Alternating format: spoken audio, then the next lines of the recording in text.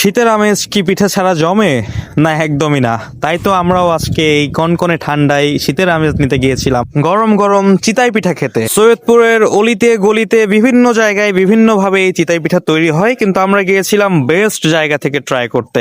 So location, test এবং সবকিছু share করব বিস্তারিত সৌমিক ফুড বাস থেকে। সো সাথে থাকবে।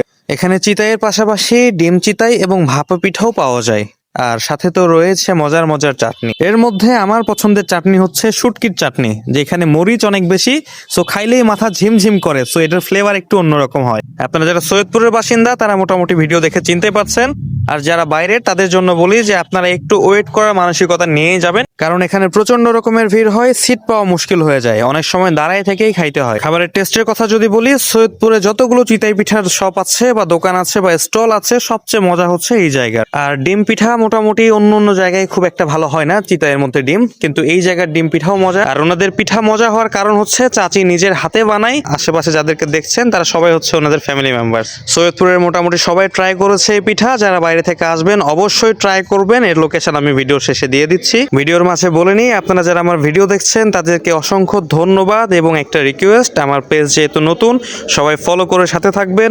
যাদেরকে নিয়ে যেতে চান তাদেরকে এখানে মেনশন করবেন, ভিডিওতে লাইক দিবেন। এছাড়া কোনো ফুড নিয়ে রিভিউ চাইলে অবশ্যই আমাকে সেইখানে মেনশন করবেন অথবা আমাকে লোকেশন শেয়ার করবেন, ইনশাআল্লাহ যাবো এবং শেয়ার করব। ফাইনালি লোকেশনটা শেয়ার করি। এটা হচ্ছে সৈয়দপুরের ক্যান বাজারে। আপনারা যারা গেছেন তারা তো চেনেন, বা যারা যান নাই, ক্যান বাজারে গেলেই হবে। যে দেখবেন যে আস্ত বড় বড় দুইটা পিঠার দোকান, মোটামুটি অনেক ফেমাস।